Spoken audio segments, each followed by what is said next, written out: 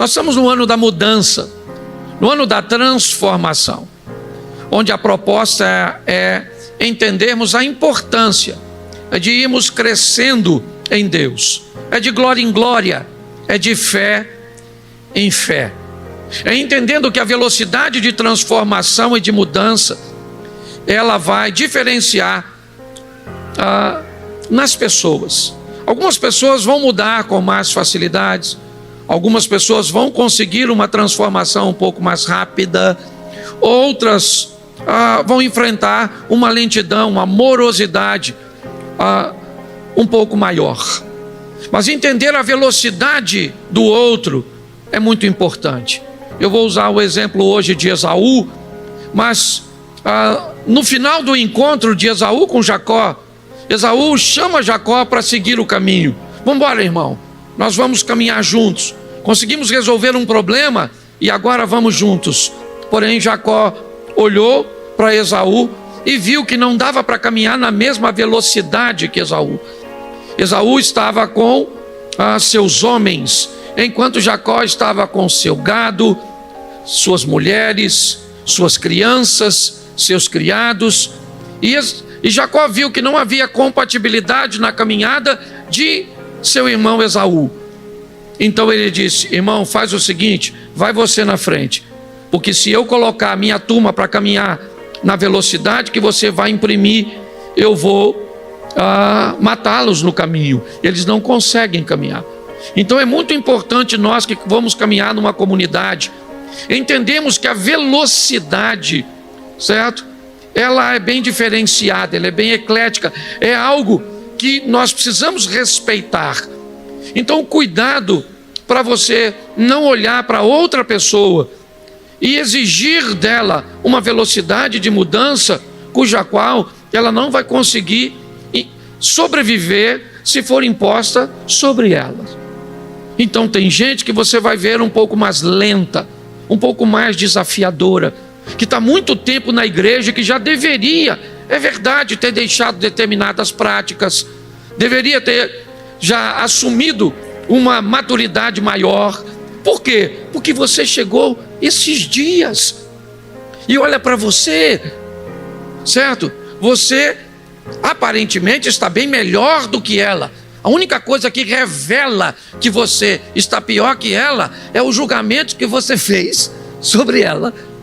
Talvez se esse julgamento não existisse, isso significaria que você estaria bem mais à frente. Mas exigir de alguém algo que alguém ainda não tem para oferecer é extremamente prejudicial.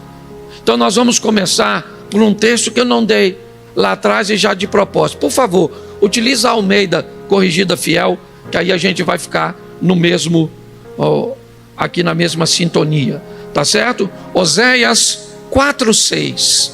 Vamos começar por aqui. Oséias, capítulo 4, verso 6.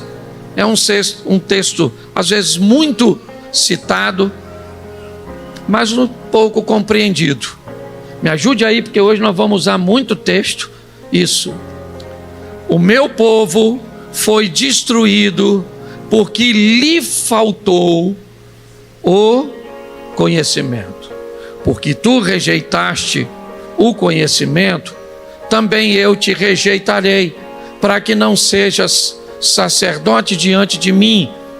E visto que te esqueceste da lei do teu Deus, também eu me esquecerei de teus filhos. Feche os seus olhos. Senhor nosso Deus e Pai, em nome de Jesus, eis aqui a tua palavra.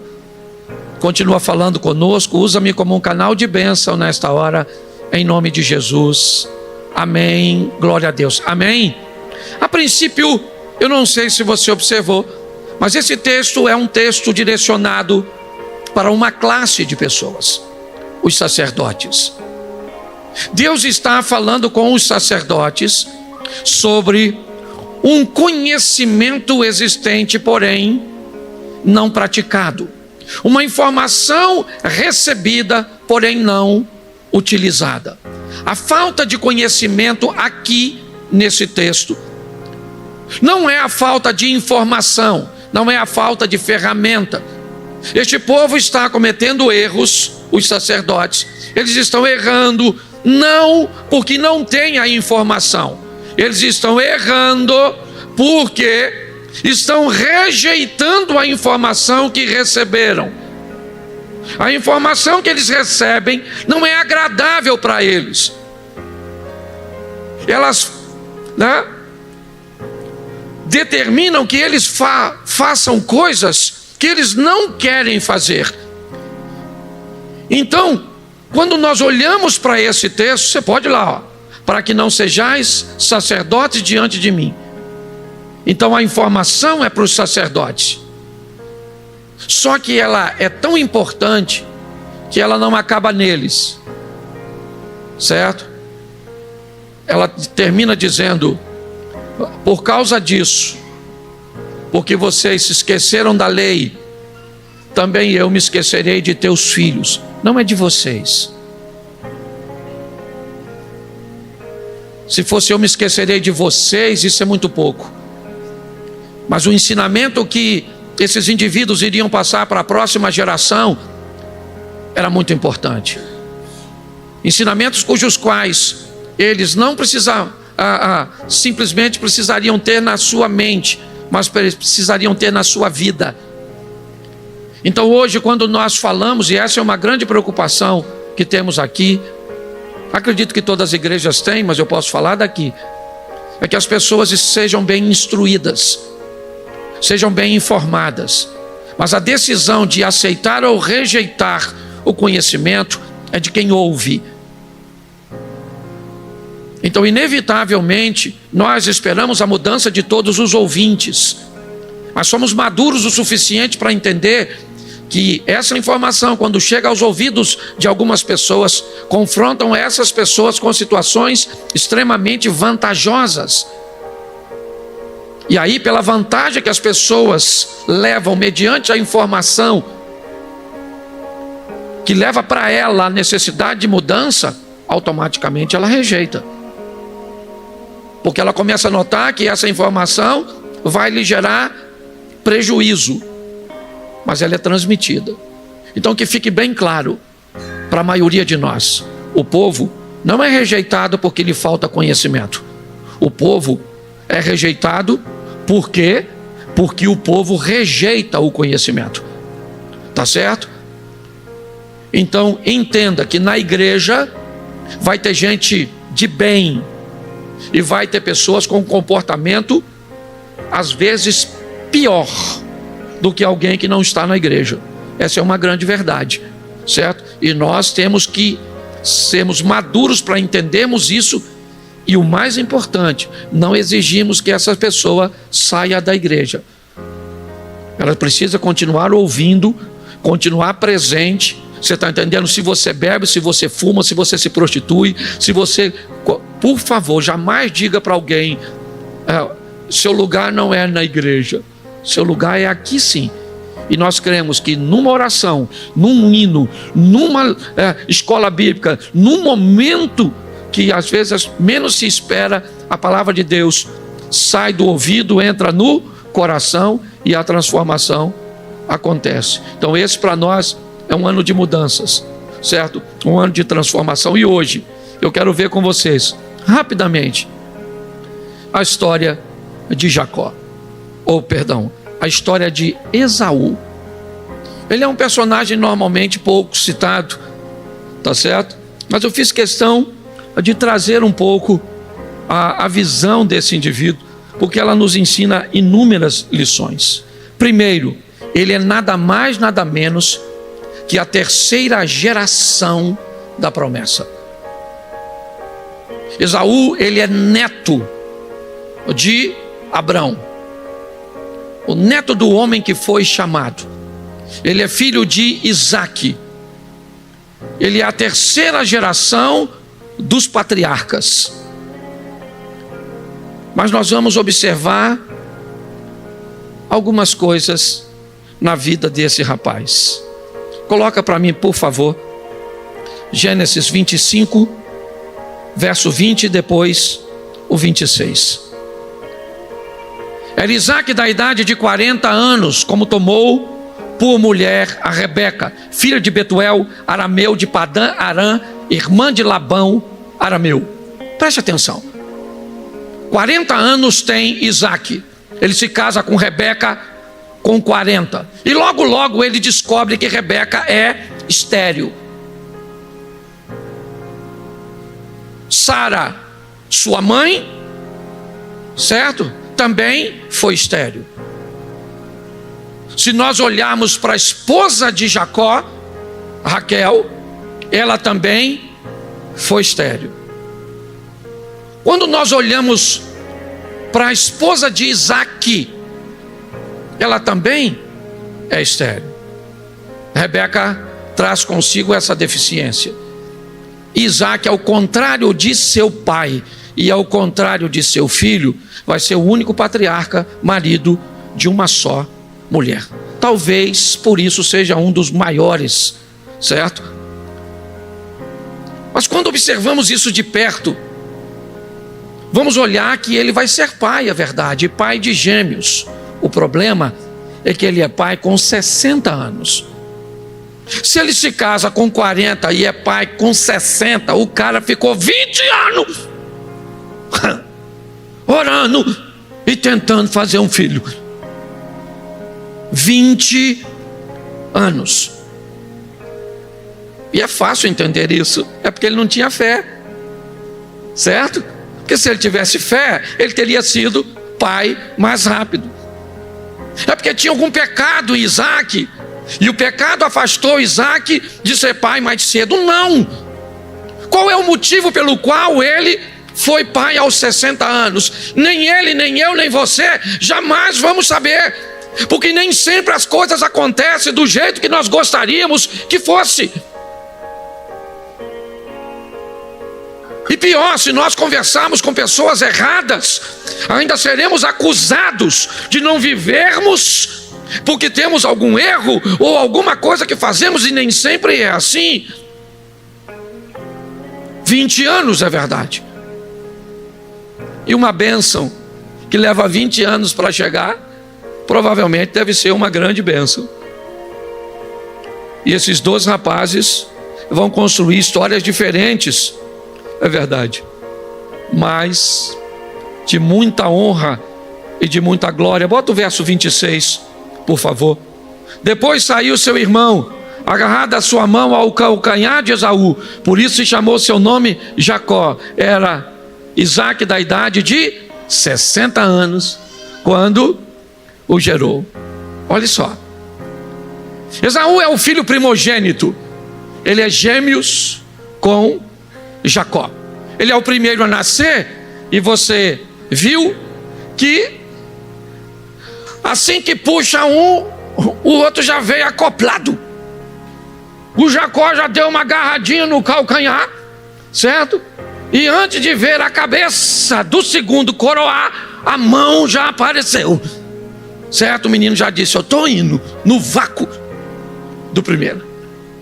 Mas o primogênito era quem? Esaú. Ele receberia, ou pelo menos deveria receber, a bênção da primogenitura. Mas nós vamos ver que as coisas não foram bem assim. Mas eu vou mostrar isso um pouquinho mais à frente. 25, verso 27. E cresceram os meninos. Esaú foi o homem perito na caça, um homem do campo. Jacó era um homem simples, habitando em tendas. Preste atenção nessa informação, porque ela é preciosíssima. O texto vai falar de alguém que é habilidoso. Ele nasceu primeiro, é verdade. Ele era um homem que, segundo a Bíblia, ele era perito, ele era muito bom naquilo que ele fazia, altamente capacitado para caçar. Era um homem forte, apesar de ser gêmeos, certo? Eles não eram idênticos. Jacó não tinha a mesma pelagem de Esaú. Se fossem idênticos, certo? Na hora de se apresentar a Isaac, não precisaria colocar, era só mudar um pouquinho a voz.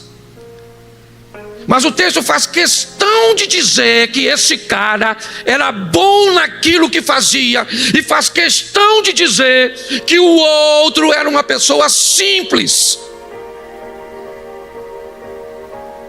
E por que isso? Dá uma olhada nesse texto. Volta um pouquinho ao verso 23. 23, por favor. O Senhor disse: 2 nações há no seu ventre. Uma conversa entre Rebeca e Deus. 2 povos se dividirão das tuas entranhas. Um povo será mais forte que o outro, e o maior servirá ao menor. Aprenda uma coisa: perícia, habilidade, conhecimento, formação nunca vai ser superior a chamado. Não se atrapalhe com isso. Você pode caminhar com alguém que tem menos sabedoria que você, seja menos capacitado, você pode, e você é muito mais habilidoso, tem muito mais conhecimento, muito mais formação, você é bom demais, você é perito em diversas coisas, mas o chamado sempre será maior que a habilidade. Isso vai gerar problema. É lógico que isso vai dar problema, porque não há maturidade no reconhecimento disso. E Esaú vai sofrer bastante com isso, porque ele é o primogênito, ele é mais forte, ele é mais habilidoso. Jacó é um cara de casa, pacífico, um cozinheirozinho, vamos dizer assim. Mas ele tem chamado, entendeu? Chamado supera. Se puder andar juntos, chamado e habilidade, o indivíduo vai se tornar uma explosão extraordinária. Mas se não, se você é habilidoso, aprenda a respeitar chamado. E se você tem chamado, aprenda a respeitar habilidades. Posso ouvir um amém? Entendeu? Às vezes você pode vir na igreja, ouvir um cara, o cara fala: nós vai, nós foi, problema, porque nós estamos cheios de problema. Certo? E o cara fala a mesma frase que você, e quando ele fala, o fogo cai, e quando você fala, não acontece nada. O nome disso é chamado. Tá certo? Então o texto faz questão de dizer: Esaú era perito, era habilidoso, era forte, era valente, certo? Jacó era um homem simples, de casa, mas uma palavra de Deus deu a Jacó aquilo que não deu a Esaú. O que foi? O chamado. 2 povos se dividirão, eles estão no seu ventre, e o maior vai servir ao... E isso não vai ser muito fácil para esse cara entender. É aqui que nós vamos dar uma olhadinha, tá certo? Capítulo 25, verso 29, rapidinho. 25, 29. Jacó cozeira um guisado. Olha o cara aí fazendo a comidinha, cozinhava bem. E veio Esaú do campo, e estava ele. Esaú chega do campo, e ele traz o que consigo? O cansaço. Vamos tentar entender um pouquinho aqui como tomar decisões cansado é perigoso. Lembra de Elias cansado? Lembra de Satanás tentando se aproveitar de Jesus? Jesus vai para o deserto e fica lá quantos dias? E depois de 40 dias é que o diabo tentou, esperando ele ficar com 2 coisas que Esaú também teve que enfrentar: cansaço e fome. Tomar decisões cansados, tomarmos atitudes em áreas importantíssimas quando estamos cansados emocionalmente, cansados fisicamente, pode ser um problema seríssimo, certo? Durante uma briga, a senhora está cansada de tanto tempo estar envolta nesse modelo de relacionamento, a senhora pode tomar uma decisão impensada. Você está tão cansado naquele trabalho, tão cansado naquele ambiente, que durante o cansaço você pode tomar uma decisão que não deveria tomar. Esaú está cansado. Ele chega tão cansado que ele não vai notar o que ele vai fazer. Ele vai tratar com desprezo, como a própria Bíblia diz, algo que era extremamente valioso. E a mesma história da oferta que o Max ministrou aqui. O texto é claro. Um determinado tempo, Caim veio trazer a oferta. Abel só trouxe a oferta porque Caim puxou. A decisão de ofertar não foi de Abel. Está lá no texto, verso 3. Ao cabo de um tempo, Caim trouxe uma oferta. E Abel, ao ver Caim ofertar, traz também consigo uma oferta. Olhar para esses ambientes é buscar entender o que pode também nos levar a cometer o mesmo erro. Esaú está cansado. E ele chega, seu irmão fez uma comida. E o cansaço. E o próximo texto, verso 32. Disse Esaú: estou a ponto de morrer. Para que me servirá a primogenitura? O cansaço e a fome fez com que Esaú desprezasse algo tão importante, não para o momento, mas a longo prazo. Ele começa a trocar coisas valiosíssimas. Quando eu era garoto, isso não tem muito tempo, eu assisti o programa do Silvio Santos. Minha tia era, certo? Amava o Silvio Santos. E eu assistia. E dentre os programas, tinha um quadro do Silvio Santos que eu gostava muito, porque eu conseguia interagir. Era um quadro onde botava um indivíduo numa cabine, e aí, num determinado momento, o indivíduo ficava com os ouvidos e ele não via nada. Acendia uma luz. E quando acendia aquela luz, ele só devia dizer sim ou não. E eu era moleque, certo? E eu estava lá, eu falei, eu vou ajudar, certo? O cara não está vendo, mas eu estou. Então, quem sabe eu consigo ajudar. E aí, naquela época, o Fusca era um carro sensacional. E aí o Silvio Santos dizia, você quer, certo? Exemplo, você tem essa chave velha aqui, você quer trocar essa chave velha por um Fusca zerinho? A luz acendia, eu já ficava doido. Sim, sim, sim, sim, sim. E o cara gritava, sim. Eu falava, é isso aí, maluco. Putz, querido. O Silvio Santos pegava um livro velho e falava para o infeliz, você quer trocar esse Fusca por esse livro velho? E aí eu ficava louco na sala, porque eu sabia que ia dar ruim. E eu ficava gritando, não, não, não, não, não. E o cara gritava, sim. Aí acabava, tirava ele de lá, você trocou aquele Fusca por esse livro velho. Eu falava, burro, jumento, eu te avisei, eu te falei. Não, não, não.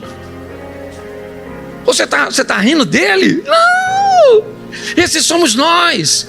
Esaú cansado, trocando primogenitura por um prato de lentilha, trocando coisas extraordinárias para o futuro, por coisas sem sentido, valores totalmente opostos. O diabo faz isso todos os dias, comigo e com você. Cansa você de procurar sua mulher e de sua mulher te dar um toque e dizer, não quero você, não quero você, não quero você, eu estou cansado, eu estou com dor de cabeça. E você cansado, às vezes recebe um prato de lentilha. Você está entendendo?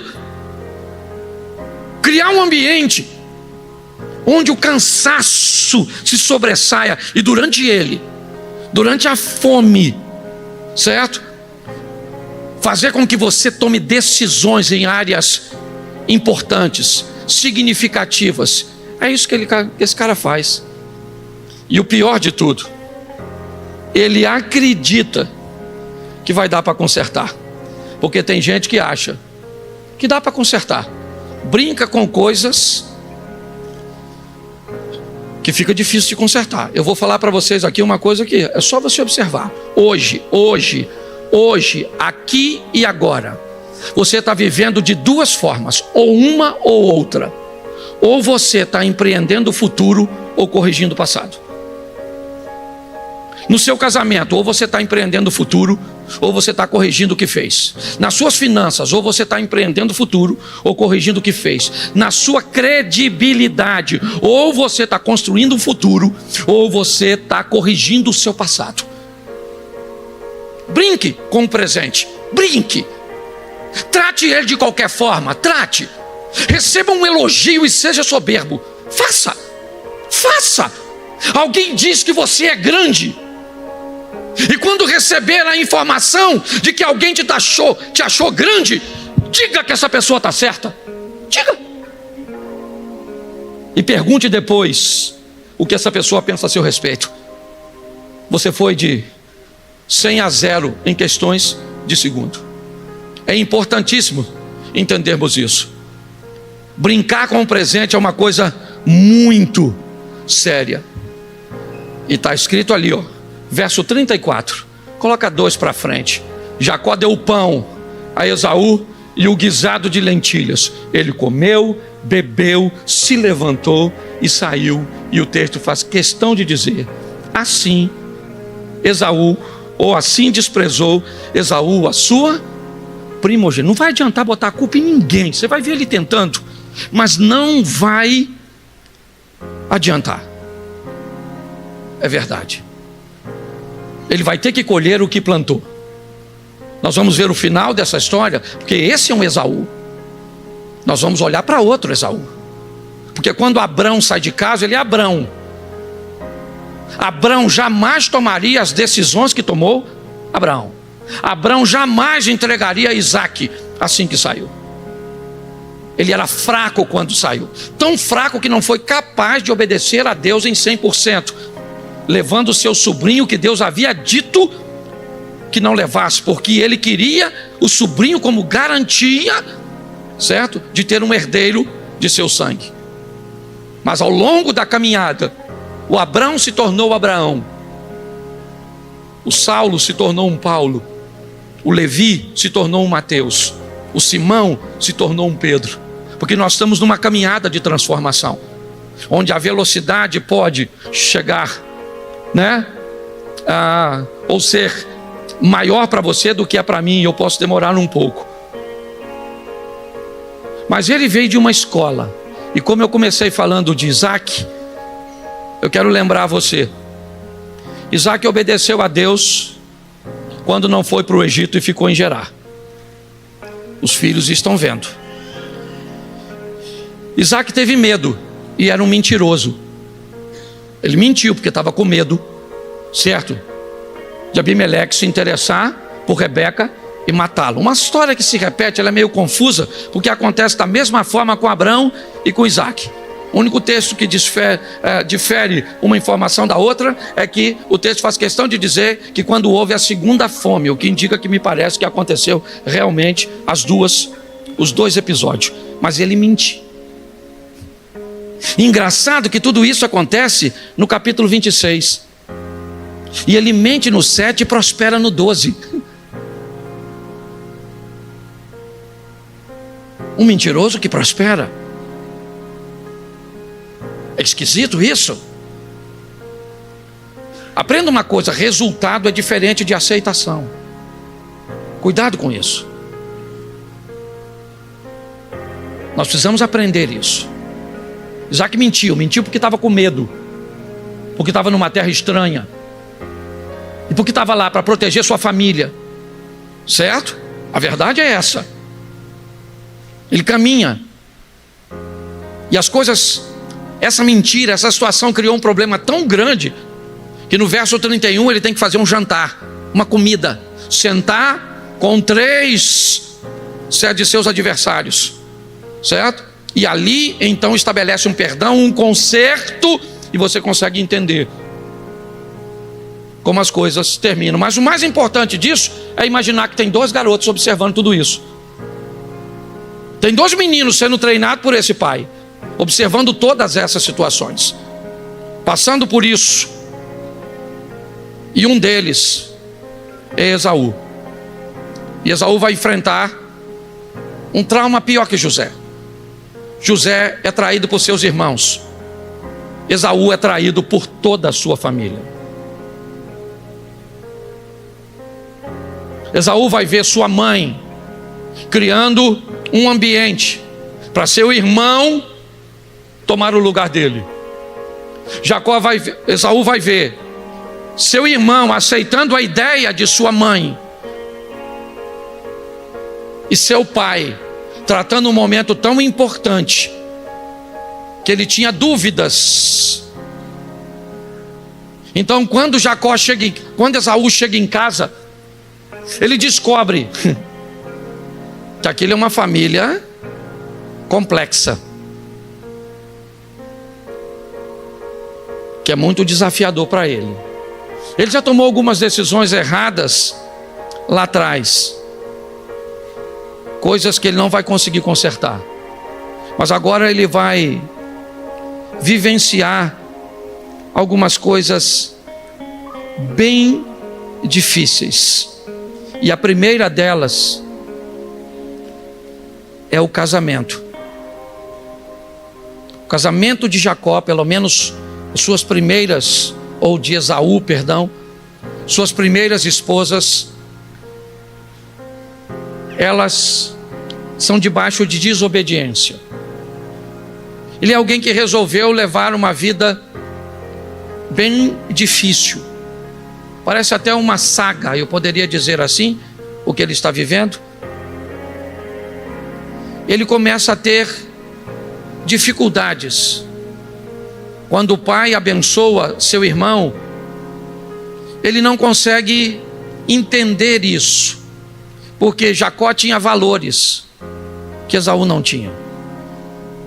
O texto diz que Isaac amava Jacó, Isaac amava Esaú, e Rebeca amava a Jacó.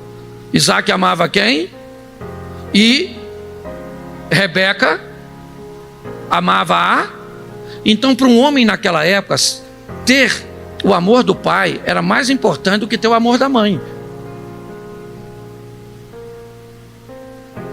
Só que Jacó podia não ter a admiração e o amor do pai, mas ele tinha da mãe. Se naquela época para um rapaz era mais importante ter o amor do pai, por que é que Esaú se preocupa tanto com o que Jacó tem?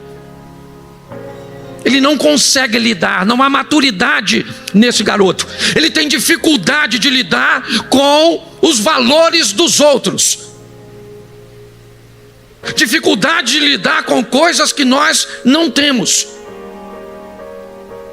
Sempre vai ter alguém que vai ser respeitado, vai ter coisas, vai fazer coisas melhor do que nós. Esaú vai sofrer muito com isso. Ele vai ter muita dificuldade de gerenciar essas coisas, lidar com os valores, com a desobediência. Mas quando o problema acontece, coloca o capítulo 27, verso 36. Eu gosto desse texto. Você já conhece o restante da história? Então disse ele, quem está dizendo isso é Esaú: não é o seu nome justamente Jacó? Tanto que já o quê? Já o quê? 2 vezes o quê? Mentira. Mentira de Esaú. Uma vez, tudo bem. Uma vez eu posso tolerar, porque quando ele se junta com Raquel, ou quando ele se junta com Rebeca para enganar Isaac, ele está no rolo, sim ou não? Agora me diz, o dia que Esaú chegou cansado, com fome, que Jacó disse, me vende a sua primogenitura, o que ele disse? Vendo. Ele foi enganado, sim ou não? Ele vendeu por quê? Ele vendeu por quê? Mas na hora de prestar conta, na hora que o problema aparece, na hora que a fatura chega, aí nós queremos botar a culpa toda no outro. Você não tem culpa nenhuma, seu casamento está desse jeito, é tudo seu cônjuge. Você não tem culpa nenhuma de estar desse jeito, a culpa é dos seus pais. Você não tem problema nenhum para estar nessa crise econômica, a culpa é só do governo. É só. Transferir a culpa para os outros é algo muito antigo, certo? Adão, por que você pecou? Eu, foi a mulher que o Senhor me deu. Eva, por que você fez isso? Eu, foi a serpente que me enganou. Te garanto que não tinha nenhum bichinho passando por ali naquela ocasião. Que se tivesse, a serpente falava, não fui eu, foi o rato. Porque transferir a responsabilidade, quando a fatura chega, é isso que ele está vivendo, certo? O texto diz 2 vezes, nossa, aquilo lá está esquisito. 2 vezes, o quê? Vamos aqui que fica mais fácil. Então disse, não é o seu nome justamente Jacó, tanto que já 2 vezes ele me enganou. A minha primogenitura me tomou. Não tomou, você vendeu, cara. Tudo bem que Jacó, certo, também tem sua parcela, e grande. Porque vamos imaginar que eu comprei a primogenitura do Max, nós somos irmãos. Então tá certo. Chegou a hora de acontecer certo? Minha mãe chega e me avisa, olha, seu pai vai abençoar. Então acontece tudo isso. Eu ia falar para minha mãe, se eu fosse Jacó, ô mãe, não vou nessa não, não precisa preparar nada não, deixa comigo que eu resolvo. Ô Zaú, vamos lá falar com o papai. Pai, estou aqui, ó. Ô Zaú, falar uma parada para o senhor. Zaú, se eu estou mentindo, fala. Aquele dia você chegou cansado, você chegou com fome, e eu falei para você, não vou dar minha comida, que a comida é minha. Coisa de irmão, mas eu não quis dar. E você falou assim, eu vendo a minha primogenitura pela comida. Então você me vendeu. Ele podia fazer isso, sim ou não? Sim ou não? Mas fez, porque ele também tinha sua parcela mas isso não tira a culpa daquilo que Esaú fez. Pare de tentar colocar o resultado das suas escolhas nas costas do outro.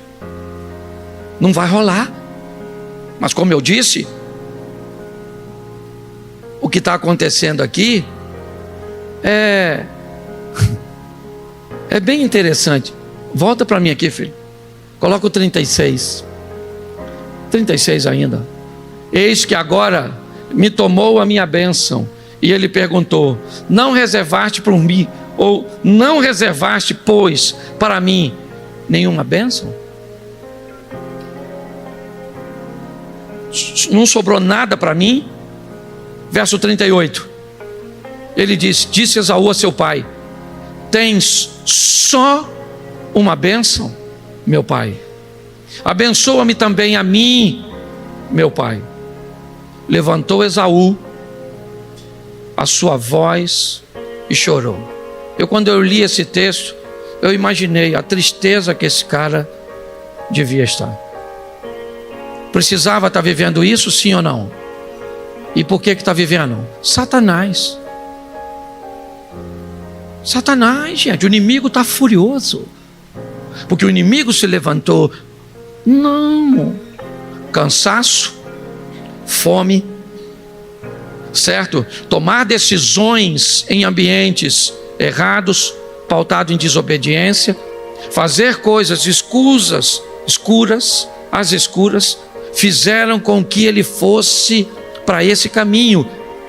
E sabe o que o neto de Abrão está pedindo? Uma migalha. Sobrou alguma coisa para mim? Sobrou, gente. Está assim de gente filho de Deus, vivendo das sobras. Está assim de gente que tem que pegar o que está sobrando, o que está caindo da mesa, sabe? Porque suas decisões, sua postura, certo? Não condiz com quem és. Então, sempre, isso acaba se repetindo. O senhor não tem nenhuma bênção para mim? Veja aí se sobrou alguma coisa para mim. Capítulo 27, verso 41. Esaú odiou a Jacó. Odiou a Jacó por causa daquela bênção com que seu pai o tinha. Irmãos, preste atenção. Isso não é só na igreja, não. Isso é quase universal. Se tem alguém perto de você, foi criado contigo, é da sua família, trabalha com você há certo tempo. Se tem alguém perto de você, preste atenção, se for distante, não tem muito problema. Mas se for alguém perto, quando esse alguém perto começa a ser mais abençoado que você, começa a alcançar lugares e coisas que você não alcança, que você não conquista, às vezes simplesmente porque não é seu, porque aquilo não é para você, o ódio vai tomar conta. Esaú não tinha que odiar Jacó. Foi errado? Foi. Mas a culpa não é só de Jacó. Aliás, ele é muito mais de Esaú do que de Jacó. E agora, ele diz o seguinte: chegar-se-ão os dias de luto do meu pai. Note que ele não está nem preocupado com sua mãe.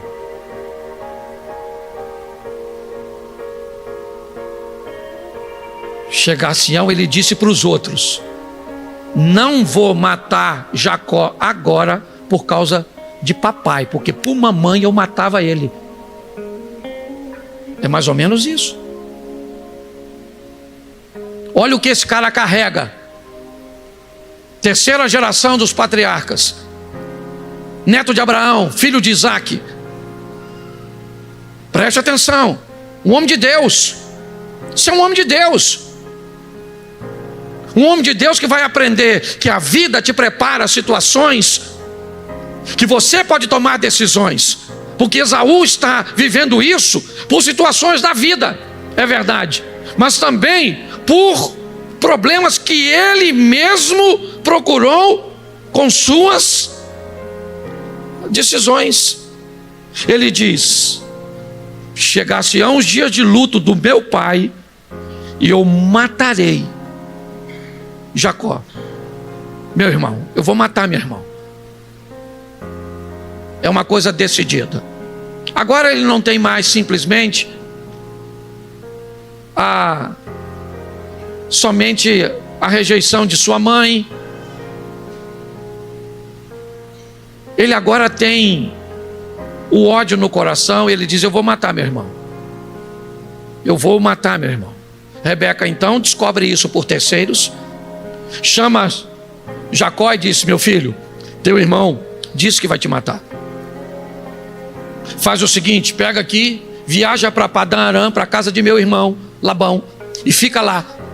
A hora que ele ficar mais calmo, a hora que ele acalmar, eu mando você voltar. Olhe bem, o que ela está tentando é resolver o que ela mesmo criou. Só que não dá mais tempo. Não dá mais tempo para ela. Algumas decisões não dá tempo de corrigir. Não dá. Observe sua idade. Há um tempo atrás, uma menina nova aqui da igreja me procurou e disse: pastor, eu tenho um emprego mais ou menos aqui e eu estou querendo ir para os Estados Unidos, tentar alguma coisa lá. O senhor conhece alguém? Tem como arrumar alguma coisa? Eu falei: eu conheço algumas pessoas. Ela falou: eu tenho um filho, né, e eu não vou poder levá-lo agora. Mas o senhor acha? O que o senhor acha? Eu estou animada para ir. E eu vi que ela era nova. Eu disse, vai. O senhor acha que vai dar certo? Não tem muito problema. Você ainda tem tempo para cometer erros, então vai. Ela foi, ficou alguns meses e não deu certo. Ela voltou e falou, pastor, eu acabei tendo que voltar. Eu disse, calma, fique tranquila. Agora na última viagem que eu fiz, agora no início do ano, ela está morando lá, está muito bem empregada, casou, está vivendo. Mas ela tinha margem para erros. Tem pessoas que não podem cometer mais erros, senão fica difícil. A vida é composta do que é preciso e do que se quer. Quanto mais rápido você fizer o que é preciso, mais cedo você vai fazer o que quer. Quem começa fazendo, você está novinho aí, ó, adolescente, jovem. Você quer fazer algumas coisas. E o que é preciso, muitas vezes você não quer. Vou te dar uma notícia. Quanto mais cedo você começar a fazer o que é preciso, mais cedo você vai fazer o que você quer. Quanto mais tarde você fizer o que é preciso, mais tarde você vai poder fazer o que quer. Tem gente aqui que quando era novo teve bons empregos, gastou, se divertiu, usou drogas, brincou, tudo isso numa fase da vida que deveria estar fazendo o que era preciso, mas resolveu fazer o que queria. Então tá bom, o tempo chegou. Hoje você vê o cara que deveria estar tendo uma vida melhor, no final da vida dele, ele está tendo uma vida muito pior do que no começo. Porque se inverter, dá problema. Esaú agora vai ver seu irmão ir embora. Ele não pode matar o irmão, porque disse que não mataria porque seu pai estava vivo. Então ele tem que ver o irmão embora. E pior, tem que ver sua mãe chorar porque está vendo aquele infeliz ir embora, seu pai triste porque está vendo aquele indivíduo ir embora. Ou seja, ele ainda tem que lidar com a dor da partida de um cara que não vale nada para ele. E boa parte do que Jacó vale para Esaú foi construída pelo próprio Esaú. Isso é que é mais difícil. Boa parte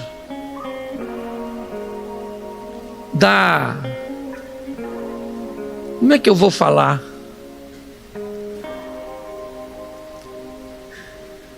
Vou arrumar uma palavra aqui. Mas boa parte da frustração que você tem sobre uma pessoa não foi construída por ela. Foi construída por uma expectativa errada sua. Por um lugar que você colocou essa pessoa que ela nunca deveria ter estado. E hoje você se decepciona com ela, parece que está tudo nela, mas não. Boa parte da sua decepção foi construída por você. Ele vê seu irmão embora e fica, não pode matá-lo. Jacó vai embora. Esaú fica tão revoltado que se casa com 2 mulheres só para desobedecer seu pai e a sua mãe. Era uma forma que ele tinha de dividir sua dor, de trocar aquele choro, aquela coisa do seu irmão, certo? Pela agora a tristeza de vê-lo casar com aquelas 2 mulheres, ele faz isso. Mas sabe o que é mais interessante? É que esse cara ficou rico, ele ficou forte, ele ficou poderoso. Jacó é outra história. Está indo para lá, para casar, trabalhar quase 21 anos, certo? Porque também o que Jacó fez com Esaú foi atrás dele. Ele não traiu o irmão? Traiu, foi lá, trabalhou por Labão para casar com a gostosinha Raquel. No dia do casamento o velho trocou, deu a outra, a bagunçadinha, casou. Você está entendendo? Nem discutiu muito, está tudo lá. Mas o cara daqui está crescendo. Eu acho muito legal quando o texto diz que o maior serve o menor. Esaú não é maior apenas no tamanho, ele é maior na grana. Até hoje, os árabes são mais ricos que os judeus, certo? Até hoje, o maior serviria o menor, mas ele está vivendo. E me parece que a vida está ensinando Esaú. Eu não tenho muita coisa para falar dele, porque só vai até aqui. Nesse momento que Jacó vai embora para Padã Arã, o texto esquece Esaú e se apoia em Jacó, certo? Jacó vai dar a sequência, as 12 tribos e todas essas coisas, mas o cara está lá, ó, devagarzinho, Abner. Ele está enriquecendo, prosperando, crescendo, se fortalecendo e o melhor de tudo, amadurecendo. Ele vai descobrir que dá para ser próspero sem ter visibilidade. Ele vai descobrir que dá para ser vitorioso sem ter fama. Esaú é alguém, certo, que vai ser extremamente vencedor sem jamais ter um microfone na mão, subir no altar ou ser ovacionado por alguém. Talvez essa seja uma das informações mais preciosas nos dias de hoje, onde todo mundo quer ser reconhecido, todos nós. Se postarmos alguma coisa, queremos saber quantos likes, né? Ou se os comentários são positivos ou negativos. Não, a partir desse texto, Jacó vai para Padã Arã, encontra com Raquel no poço, encontra com Labão, resolve trabalhar, se casa, certo? Recebe as concubinas, tem os filhos de Bila, tem os filhos de Zilpa, certo? E tem toda aquela estrutura. E cadê o Esaú? O Esaú está lá. Fazendo o quê? Não sei. Para te falar a verdade, eu não sei direito o que ele está fazendo. Eu só sei que no capítulo 33, no verso 8, coloca lá. Isso. Não, pastor, por que você pulou isso? Porque toda essa história não tem nada a ver com Esaú. É só Jacó. Esse cara está lá no anonimato. Mas, aliás, bota o texto anterior, por favor. Bota o 7, porque é bem legal ele. Chegou também Lia com seus filhos, inclinaram-se, e depois chegou José, Raquel, inclinaram-se. Preste atenção, não muda não, preste atenção. Esaú está parado, com seus homens, 300, 400 homens, não lembro, armados, estruturados, poderosos, e chega Jacó.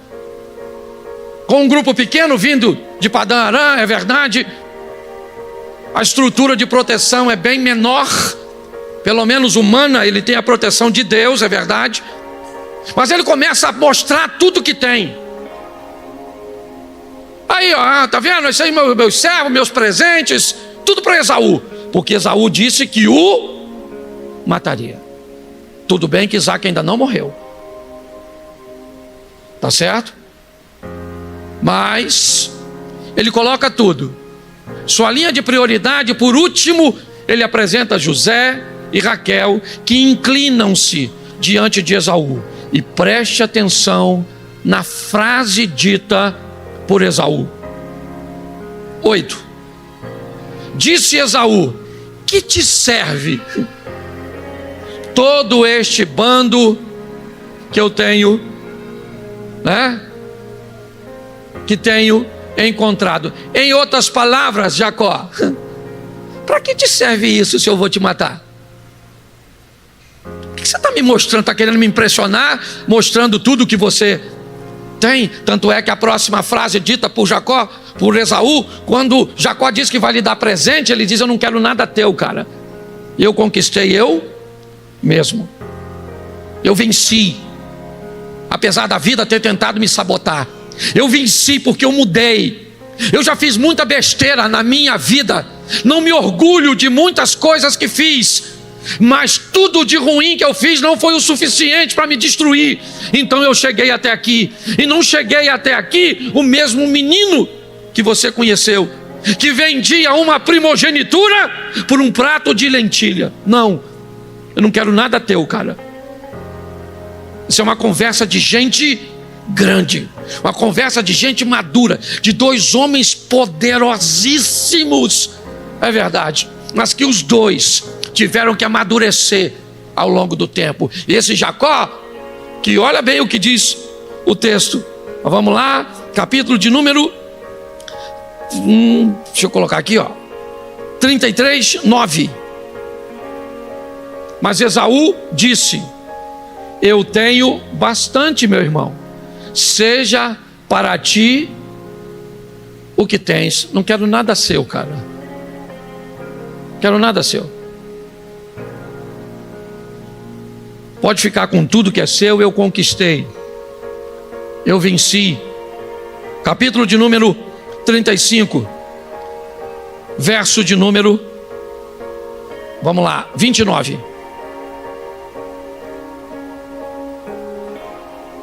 Isaque expirou, morreu e foi recolhido ao seu povo, velho e farto de dias.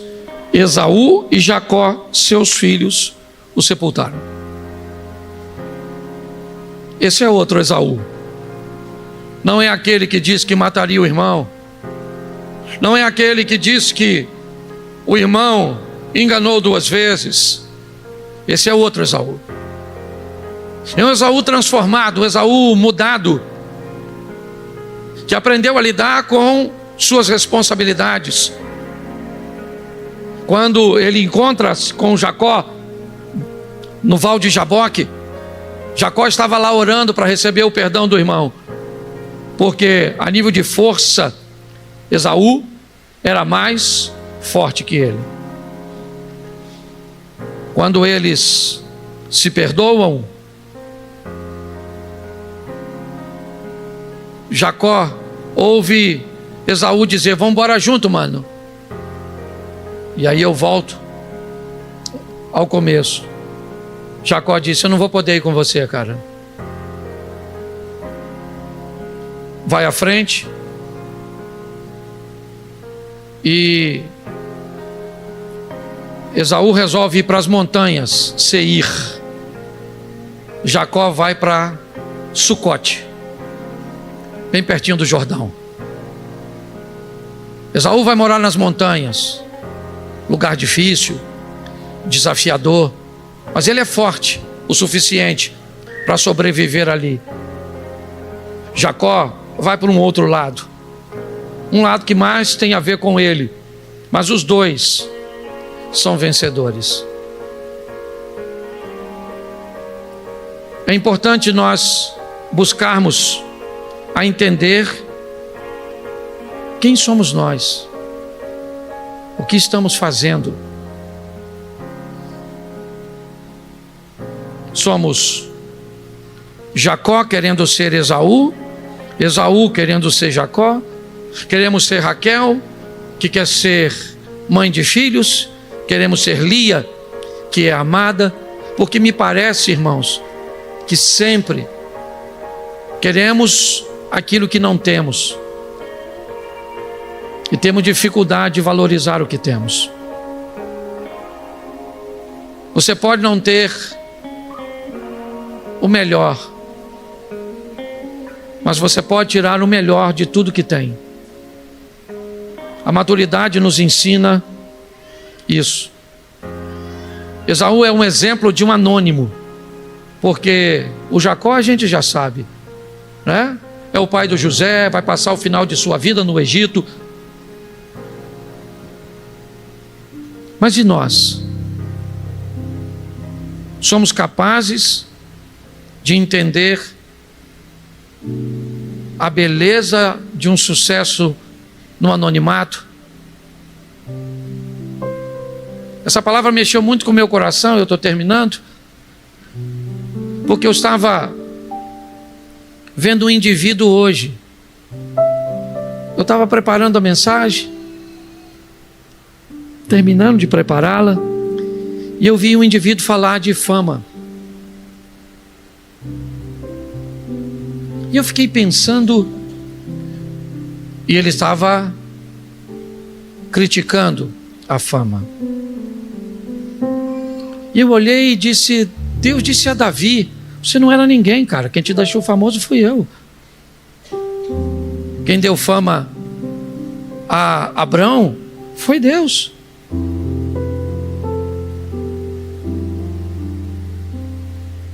O rei, me fugiu o nome, Uzias. A estrutura e a fama que Deus deu a essas pessoas. Mas eu descobri o poder do anonimato. Sabe o que eu acho engraçado? E aí é para mim, eu só estou compartilhando a vocês porque eu sou pastor de vocês. Alguém sabe precisar qual é a data do Instagram? Quando ele iniciou? Alguém consegue só dizer o ano? Quando? 13. Só fala alto para me saber aqui. 2013? 13. 2013. Ou seja, tem 13 anos que o Instagram existe. Certo? Hoje você consegue ver pessoas atingirem 5, 10 milhões em apenas uma situação. A velocidade ela é muito rápida. E eu fiquei pensando, olhando para mim, que às vezes as pessoas acham que eu sou famoso. E eu pensei, eu tenho 10 milhões no Instagram. E eu levei 13 anos para ter 10 milhões. Eu cheguei à conclusão que não tem fama nenhuma. O que tem é a presença de Deus e ela é mais valiosa. O que as pessoas pensam a meu respeito, tem gente que acha que eu sou para lá ou para cá. Sou mais do que eu sou menos do que eu sou, mas o importante é que eu saiba quem eu sou. A proposta hoje é deixar uma mensagem para o povo que caminha comigo. Se Deus quiser nos projetar, que nos projete. Se Deus quiser nos levar, que nos leve. Mas se não nos levar para onde nós gostaríamos de estar, de vivermos outras coisas que outras pessoas estão vivendo, eu quero ser Esaú. Eu quero ser alguém que no final termine melhor do que no começo. Alguém que seja capaz de abraçar o seu traidor, de o beijar, de estar juntos num ambiente cujo qual que ele diria, assim que acontecer, eu mato você. Alguém que foi maduro o suficiente para entender que os dois não davam para caminhar juntos. Um vai morar em Seir, outro vai morar em Sucote. Porque às vezes tem situações cujos quais a distância da individualidade é um dos ambientes mais seguros. Termino dizendo, a maioria da igreja, acredito eu, vai morar no céu, mas sem aprender a habilidade de viver na terra. Cuidado com o cansaço, cuidado com a fome, cuidado com os ambientes cujos quais Satanás pode se aproveitar. Feche seus olhos, eu quero orar. Pai, em nome de Jesus, eu quero nos entregar em tuas mãos, para que possamos amadurecer, entendemos as qualidades, entendemos, ó Deus, as coisas que outras pessoas são capazes de fazer e nós não. Entender, ó Deus, que pessoas terão coisas que nós talvez nunca iremos provar. Entendemos que às vezes as pessoas que deveriam nos proteger, nos guardar, serão aquelas que irão nos trair e nos decepcionar. Mas mesmo que a atenção esteja nos outros, nós sabemos que nós, os anônimos, nunca estaremos desamparados, porque o Senhor nos guarda, o Senhor é conosco. É pelo Senhor e com o Senhor que nós prosseguimos essa caminhada.